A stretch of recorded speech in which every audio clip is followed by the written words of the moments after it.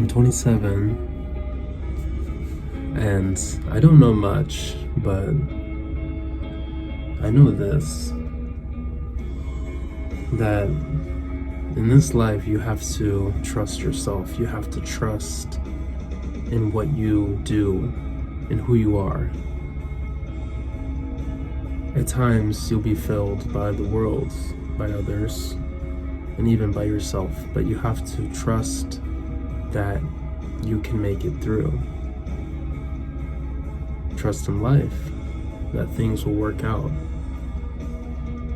Trust that even when you're gone, that your impact will still be felt.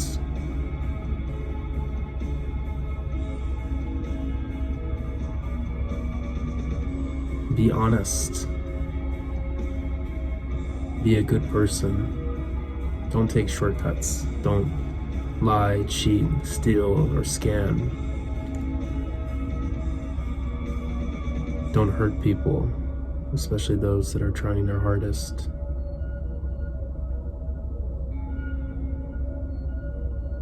Don't spit in the faces of those that would help you, that would sacrifice for you,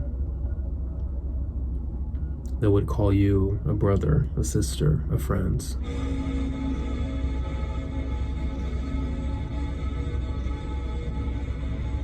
Be there for those people and be there for yourself. Each moment that passes, maybe now will feel long. In some cases, maybe like an eternity, but they won't last forever. Eventually, we will all succumb to life. And when it's our time to go, we may or may not know. We may just fade. So we have to make an effort to appreciate what we have. Gratitude is key. It's up to us to recognize what has been given to us, the quality of life that we live based on things that are outside of our control, and what we have chosen to get ourselves to where we want to be. In many cases, we have people that support us. We have people that want to see us succeed. We should recognize that and acknowledge it. We should try to feel aware of circumstances, but at the same time not let them hold us back from where we want to be. We should continue finding purpose in the actions that we take to guide us onward. But if we don't have any, if we can't seem to pinpoint it, we must at least wander. We must search, seek. We are born to take action, not to stagnate and die. So when you feel yourself slowing down, consider what else is left to do. If you're really ready to let it go, then it will come. Death will find you in some way, as it does all of us, of course. We should honor those that have passed. It's okay to grieve, it's okay to be sad, but we should be inspired by history, by those that have made their mark, those that have offered their minds, hearts, and souls to the progress of humanity, to the progress of life. The past is in the past, but it doesn't mean we can't learn from it, that we can't take elements and be changed, just like we are in the present.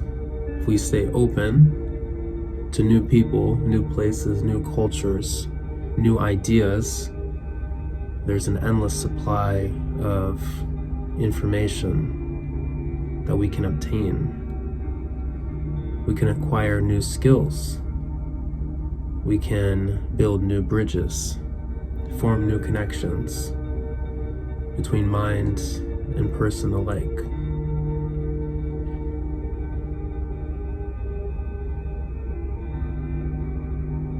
It's true that limits don't really exist. We've come far, as have each of us, since we were just a speck, a fetus. And now, physically, maybe we're not that much different, but we have gained so much. So we should be cognizant of all these qualities and attributes that we have at our disposal, like superpowers. For me, they're especially strong in communication. And I know that each person has their area of expertise. Maybe you could call them gifts or blessings, virtues that have been granted to us by something out there, if not just by life itself.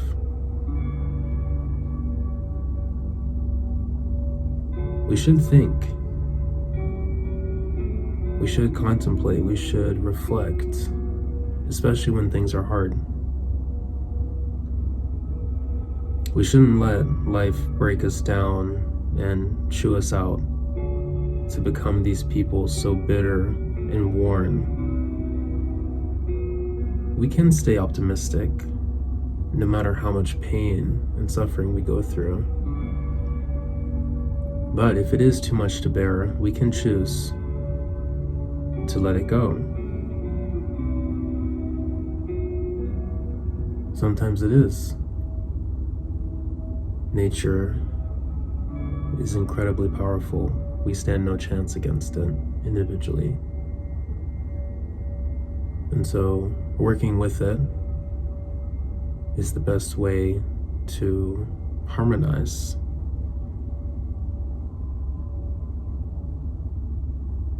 Eternity isn't a concept for us, but it is for nature. So coexistence is the best thing, the best case. Mutual symbiosis. We could live in peace, but we can't fight against the powers that are stronger than us. We can resist, we can remain stubborn, but like a tender parent, it will guide us and push us back on the right direction. So we should learn to speak with it, to communicate, to create a relationship with life, to understand its idiosyncrasies and intricacies, to try to make sense of all of it, to be logical, of course, but to open your heart to the possibilities. When that happens, there's a bountiful amount of experiences that become possible. Things that don't even make sense in the moment or even in retrospect. To put them into words just diminishes how much power they hold. And these events, just like their symbolism, in part give life its more illustrious essence, its color, the things that we perceive that are still beyond our understanding, our capacity to comprehend, or what give life its magic, its mystery. So just as you reflect on the mundane, you should also reflect on the more mythical, mysterious, even whimsical at times. Imagination is real. It is manifestation. It is life playing itself out. Because once something is considered, when something is brought into the mind, it does become reality eventually.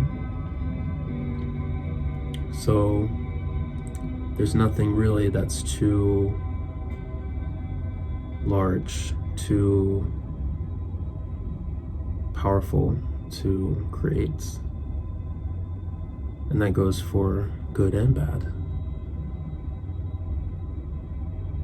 So be wary of your dark side, of the things that you can create that also harm and destroy. You have to be balanced. You have to be capable of controlling yourself, controlling your urges. Because at the end of the day, you are human. You're not a machine. You feel many complex feelings, and trying to rationalize them at times doesn't make sense. And action does seem to be the most urgent matter. But it's okay to wait. It's okay to take time and process these feelings that you have, and to try and make, some sort of real peace with them as you understand yourself and where you fit in all of this. Because sure, we might be specks, but we're still here. We can perceive, we can observe, we can dream. We have desires, and they mean something. We mean something. So it's important that we try to actualize ourselves. We try to realize our potential, our wants, our needs. We shouldn't stomp over others to reach them, but we can work together. We can collaborate. And together, we can do anything.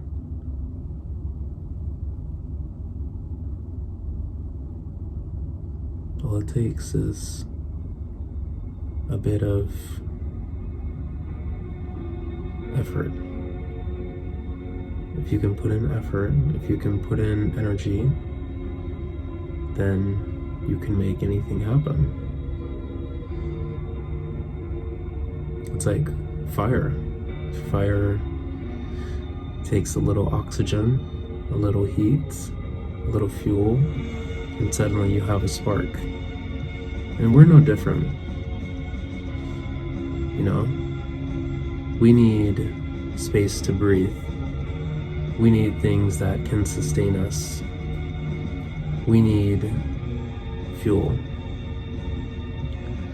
And eventually we can glow too. We can become something fiery and capable of, illuminating very dark spaces. But we have to first see that in ourselves. when we recognize it, we can use it freely.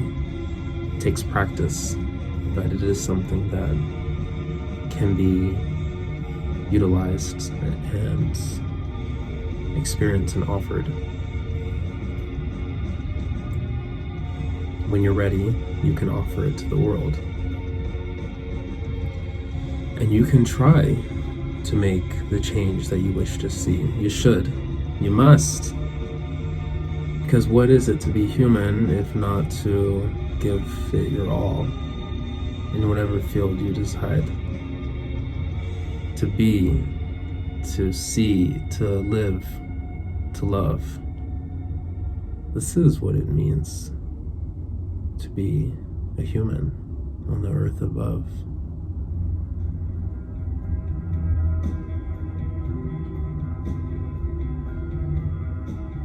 What more could you want? Everything that could exist will exist.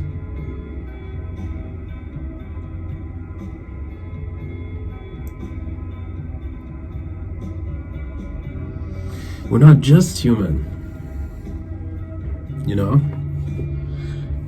We are these capable, animalistic, but philosophical, spiritual, majestic, but primitive beasts. We're so much, and yet we're so little.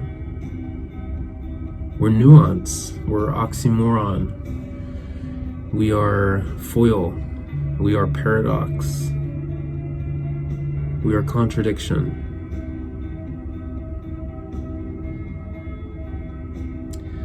But that's what makes us so incredible, you know, that we are able to show these different aspects of ourselves. We can create such significant devastation. We can kill so much of ourselves and just burn it down when the spark loses control, when chaos runs rife. But we have the same power to restore these elements of life and to reignite the spark to the darkest corners and deepest depths.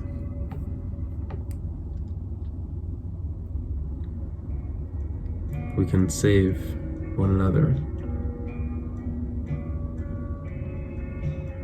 We can save ourselves.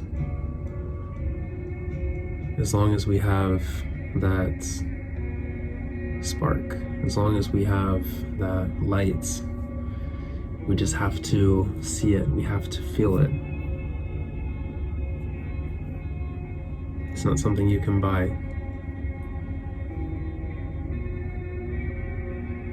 Social media is not the key. Money is not the key.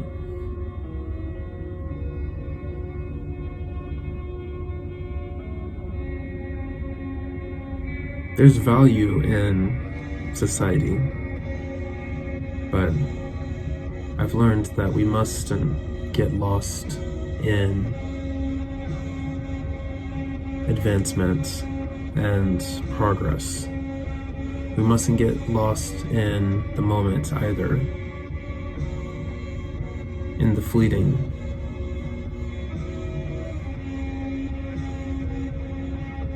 There's a fullness of things that deserves to be recognized, and that is a deep attention on the spectrum.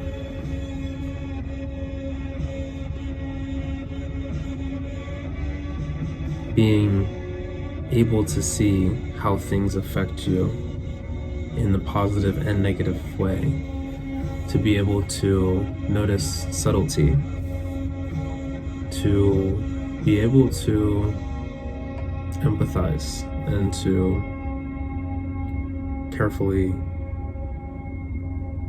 listen. to walk away, to know when it's time to stop and move on.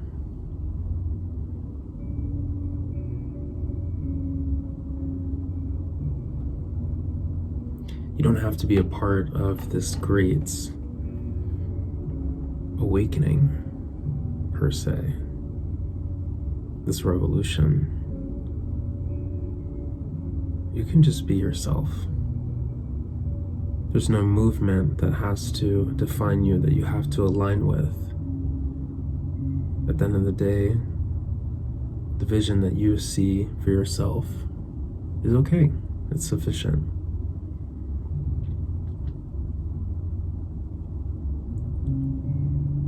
You have to have the will to impose that into reality.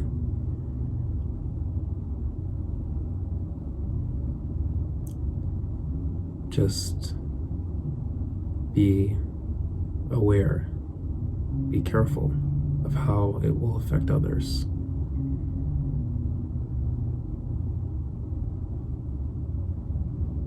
And how it will affect you.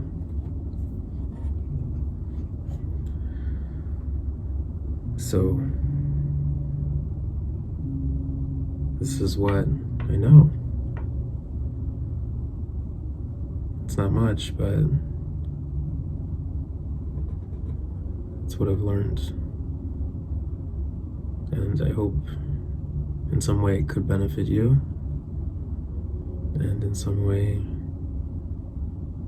you'll feel more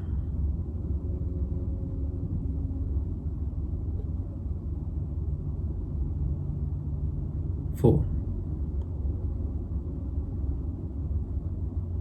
I hope you'll feel more full.